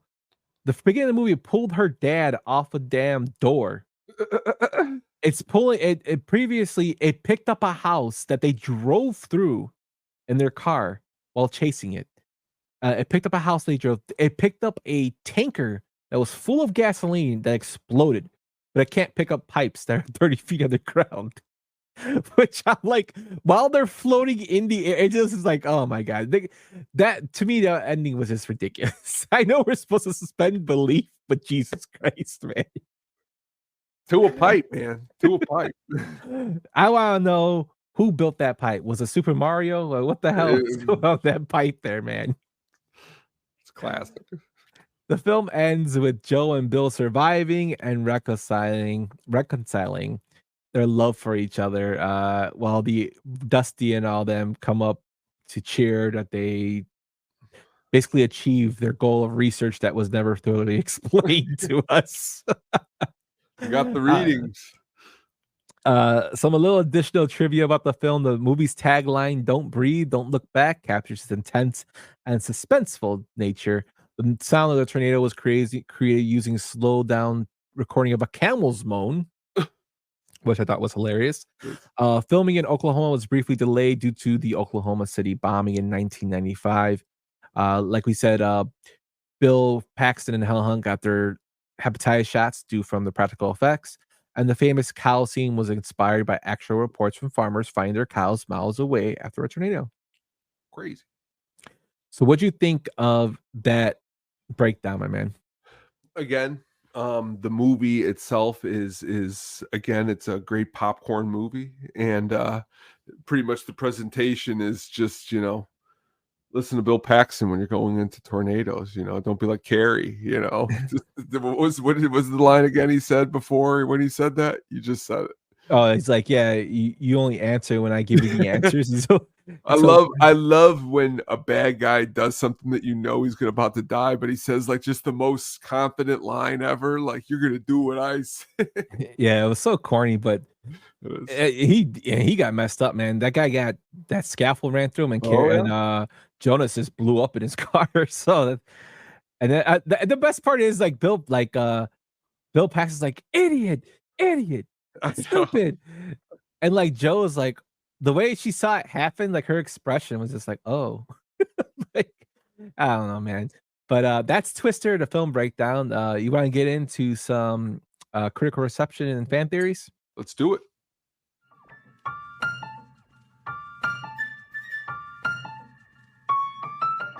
You know that fat cocksucker says I look like the Shah of Iran? Who does? Tony. I never got that at all. The movie had a budget of $92 million and made $494 million at the box office. So it was an international hit.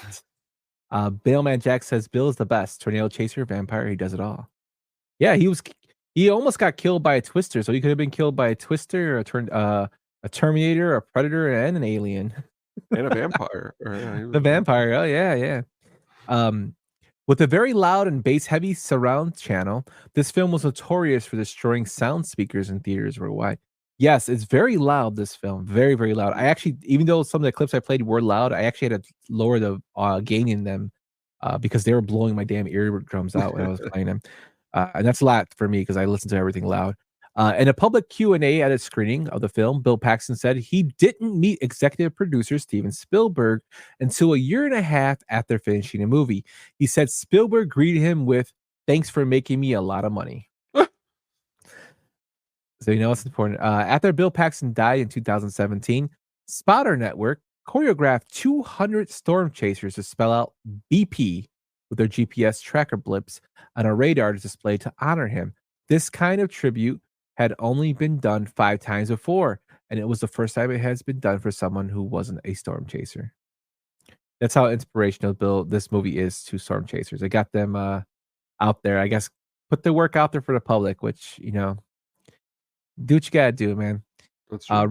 Roger Ebert gave the film 2.5 stars out of 4 and wrote, "Its drama, Twister resides in the zone. It has no time to waste on character, situation, or dialogue and nuisance." On Rotten Tomatoes, the film holds a approval rating of 67% based on 136 votes with an average rating of 6.6 out of 10. The site's critics consensus reads a high concept blockbuster that emphasizes special effects over 3-dimensional characters. Twister versatile thrills are often offset by the film's generic plot. I kind of agree with that. Yeah, I mean, those are fair ratings, maybe a little lower, but yeah, it's fair.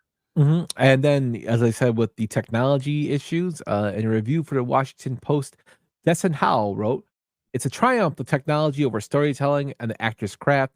Characters exist merely to tell a couple of jokes, cower in fear of downdrafts, and otherwise kill time between tornadoes." So not everybody was a huge fan. No. A cool thing about this is on May 24th, 1996, a tornado destroyed screen number 3 at the Can View Drive-In in a theater in Thorold, Ontario, which was scheduled to show Twister later that evening. In a real-life parallel to a scene in the film which a tornado destroys a drive-in that's showing The Shining. The facts of this incident were exaggerated, as they often are, into urban legend that the theater was actually playing Twister during the tornado, which would have been cool, but it's kind of crazy that it destroyed a theater just like it did in the movie. That is. Following the film's release, the number of meteorological majors in the United States increased by about 10% in the late 1990s.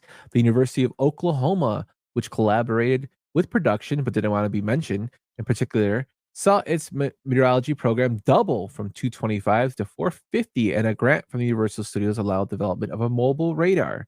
Universal also funded the NSSL meteorologists to go on a mobile tour in the eastern half of the country, staging safety presentations at science museums in a dozen major cities.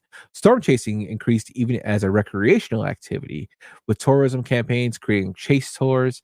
Bill Paxton later narrated Storm Chasers Sean Casey's 2011 documentary Tornado Alley. After the death of Paxton in 2017, hundreds of storm chasers and users of the Spotter Network did that tribute to him due to his influence on storm chasing. And finally, Twister Pinball Machine was created by Sega. And the famous ride at Universal Studios Florida was made in 19 and closed, but from 1998 to 2011 to make way for the famous ride Race Through New York starring Jimmy Fallon. I don't know who wants that, but did you ever go on the Twister ride? Yeah. I told you I did it earlier. That's what you were describing it. I was expecting. Yeah. I went to when when Jaws the ride was there. I didn't go during this time period, but it sounded awesome. We went on Jaws too. Because that's been closed though for a while now, hasn't it? Yeah, we went in Jaws. I think me and my wife went in 2014. We went for our honeymoon in Florida. Oh, okay. And then I went earlier when I was in high school. So I think Jaws is closed now. Twister's closed. They had that alien ride that's closed now. That was a pretty cool one too. That was a cool one too. Yeah, Universal Studios is a cool spot. There was a sequel announced in 2020. Paxton actually envisioned himself directing until he passed the sequel. Helen Hunt was actually interested in writing and directing, but her storyline was rejected.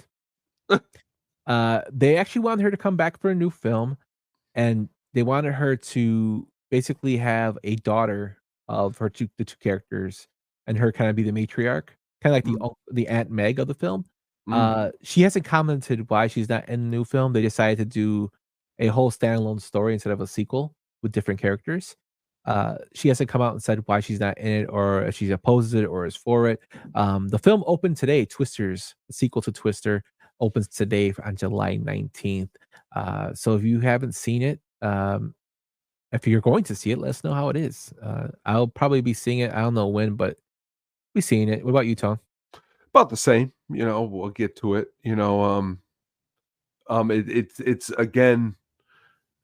I could imagine that just by what I'm reading. The clip that Brian sent us where De Niro's laughing in the movie theater because Tom Cruise went and seen it in a private screening, and Glenn, I forgot who said that he was just Anthony Ramos said he was just laughing the whole time. That's how much fun Cruise was having in this new movie. I imagine it's going to be visually an upgrade from this one. I can imagine.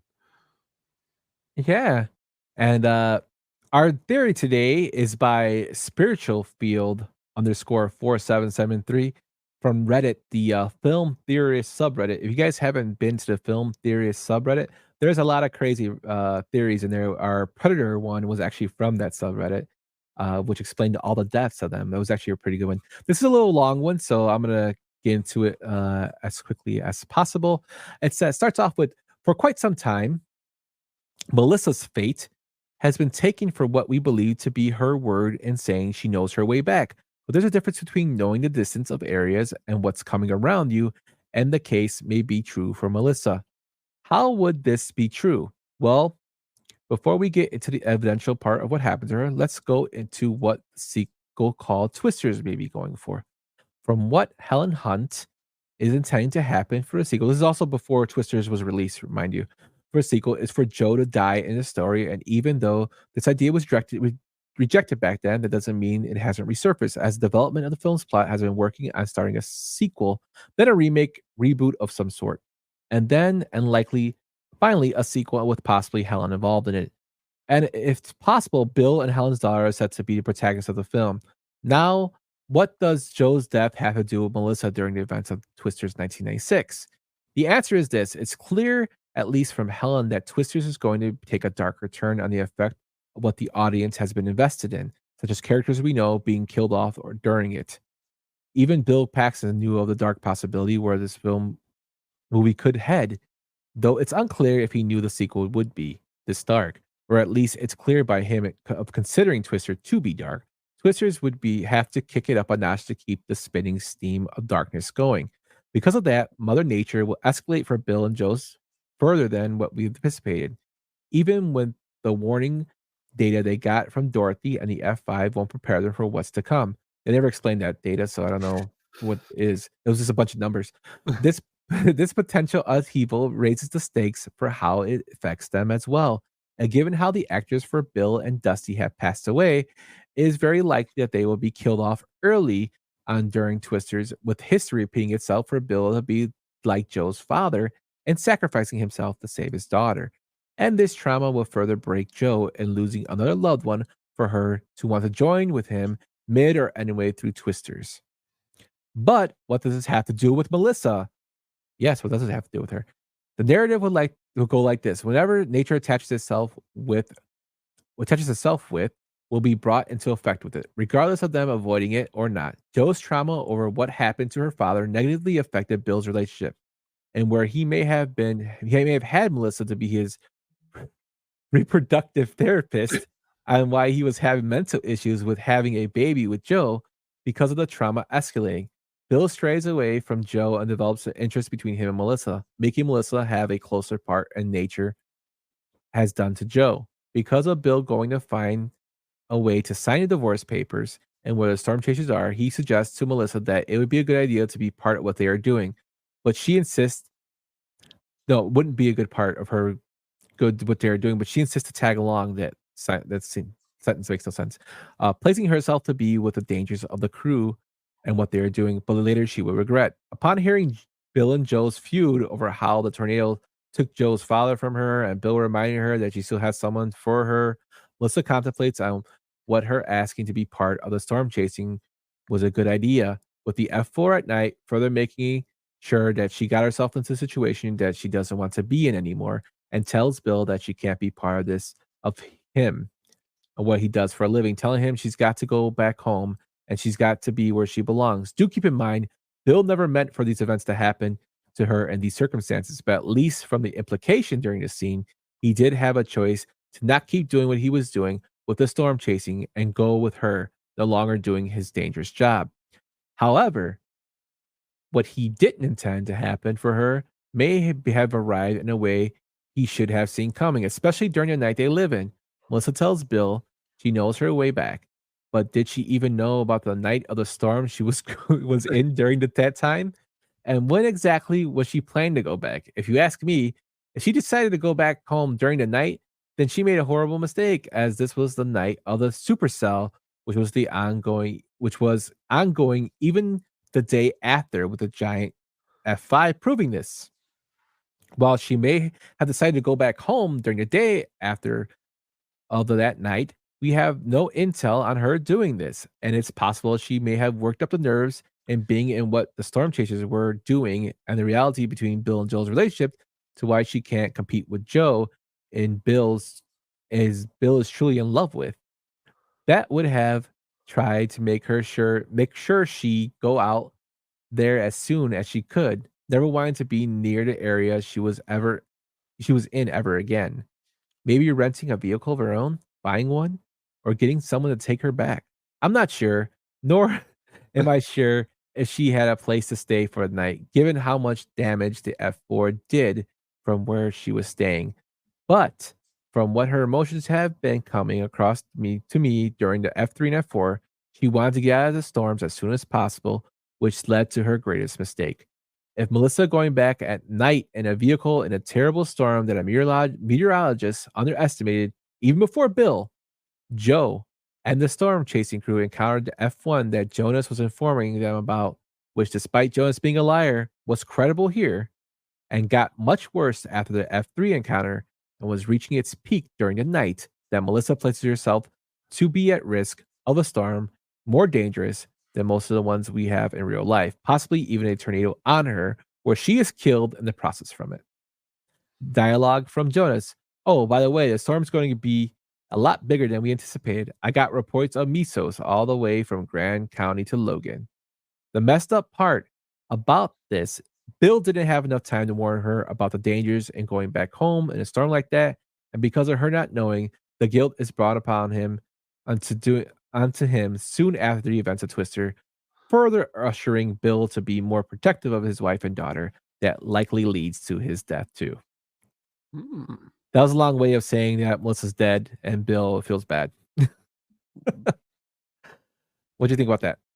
So I thought that was pretty cool. I like the way it wrapped up there at the end. The way she drives back into the storm and she dies and he's guilty. It's kind of cool there at the end.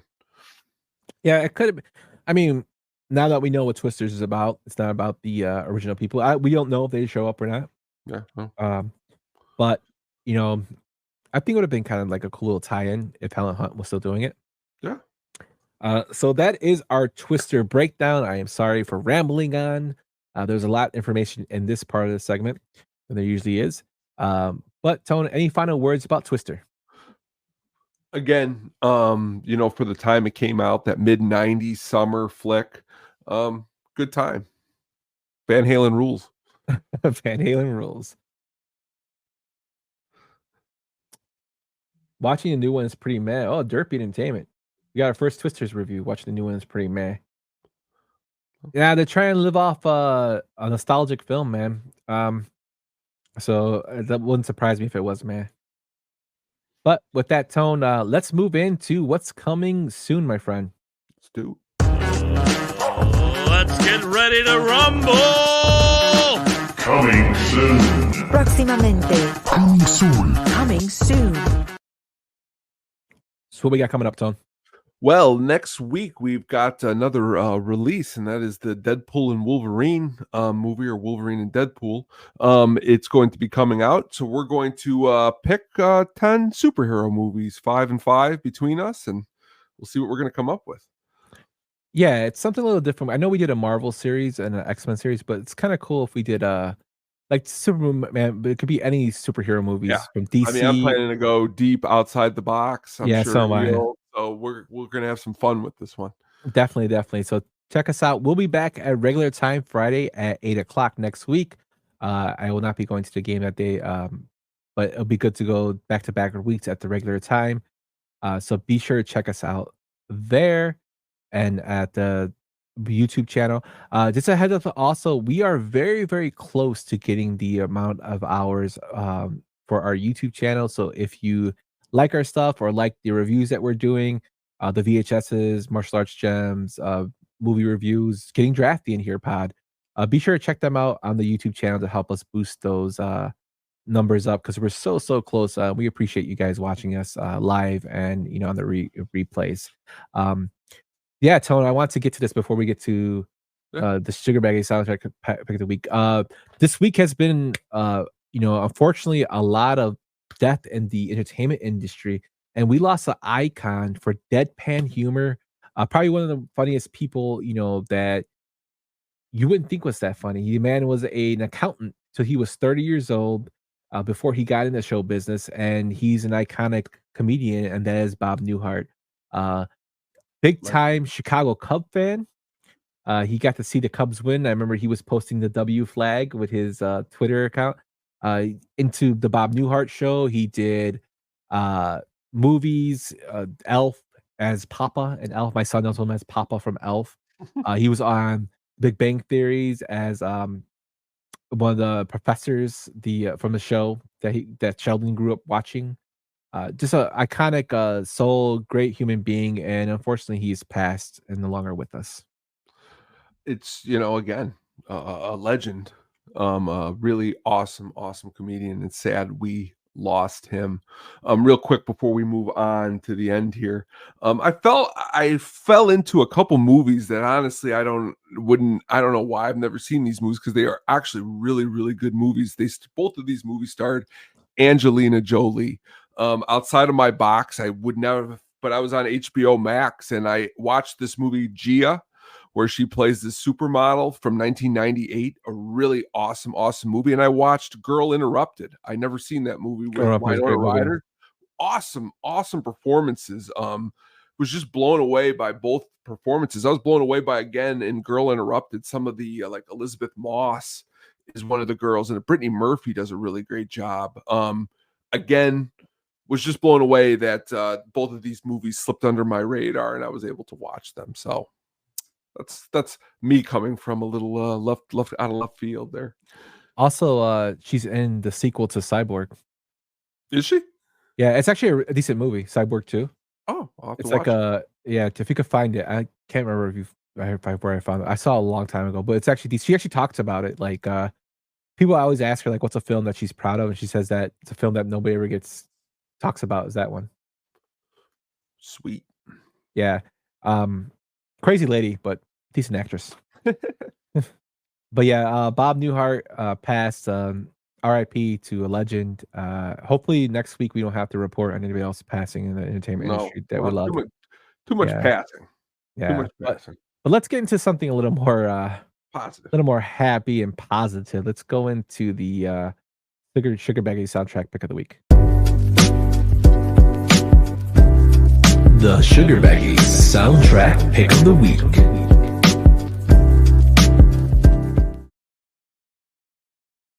I was thinking about what soundtracks to pick this week, and this soundtrack is just awesome. It all started why I picked the soundtrack because last week I was cutting the lawn, and this song came on, and it's been a long time since I heard it, but this scene in this club, we've talked about a lot of awesome women tonight. Jamie Gertz, we talked about Rebecca De Mornay.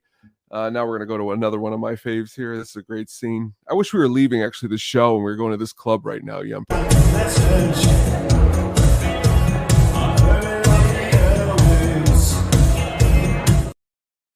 Soundtrack's just loaded with awesome 80s songs, and that song, The Politics of Dancing, just a really, really awesome song by Reflex. Just a great soundtrack, and I love this movie a lot. I think it's got a lot of style. I think it's a really cool action movie. I like this one. What do you think? I've never seen this film. You never seen Atomic Blonde? No. I've seen trailers for it, but I've never seen it. Oh, I could just see you loving this movie, especially if you like John Wick. Especially the music in this is your music, like everything that we've started talking about, like Depeche Mode. I mean, it just feels really. And another great performance in this movie is James Marsden. If you like him, he does a really awesome job in this. But I suggest that you check it out. And I didn't get to mention it enough, but back to Twister really quick. That scene with the Deep Purple when they play Child in Time and he's blasting it and they're riding, probably one of my favorite scenes in the movie. I just love that. And we had a lot of good music in tonight's episode between mixed in scenes from Twister with Stevie Nicks to Van Halen to Atomic Blonde soundtrack. It's been a good time. The politics of feeling good. Yeah, good pick, man. I know I'll check this out. Please, I mean, honestly, I don't ever say do it, but even myself, it's been a couple of years since I've sat down and rewatched it again. But I mean, in the theater when me and Katie saw it, I mean, walked out of the theater saying this movie's incredible. Yeah, she just does a really good job. It's another one I got to add to the list. I got a lot of stuff that's piling up on. That's the best part. All my friends are like, I'm just going to add another one to this list that you tell me about because they're just, really cool. And again, I forget she's in Fury Road, but she just does a good job in the action department too. As Charlize. Oh, Charlize Theron, like probably her best role in my opinion was Monster. Oh, that's great. But yeah, great actress. I love her work. So that's our show for the week. We dove into Twister, and then talked a little bit about Twisters. With a little fan theory magic in there. We got a good soundtrack of the week. Shout out to Mailman Jack for giving us the special delivery with National Treasure. Be sure to check us out at sadisticpenguinstudios.com for blogs. CPG's been running up a storm. He's been talking about some horror movies. He talked about he gave a little sneak peek into Deadpool versus Wolverine. We also have It's Getting Drafty here. We'll be returning on the 24th, talking some jerseys talk with Baloney, the Chicago Sports Bums. And I believe, who was the other person on that one? Do you know, Tom? It was the other bum. What's her name? Mary. What's the? Aaron. Yeah, Aaron. Oh, okay. The intern. Yes, Aaron, and Baloney from the Chicago Sports Bums will be on. That should be a good episode. Tony's been killing it with the hookup on music. He just released a new episode this week with Cool in the Gang, which I thought was I got a whole lot of different stuff in there. I mean, it had everything from, Fear Factory to Cool in the Gang to Foreigner, who you had thrown on the table. This Wednesday, we'll be returning before that show at 8 p.m. We'll be at 7 p.m. Fellow Penguin Marge will be joining me, and we're going to have a really awesome, we were talking earlier, in-depth conversation on just awesome music.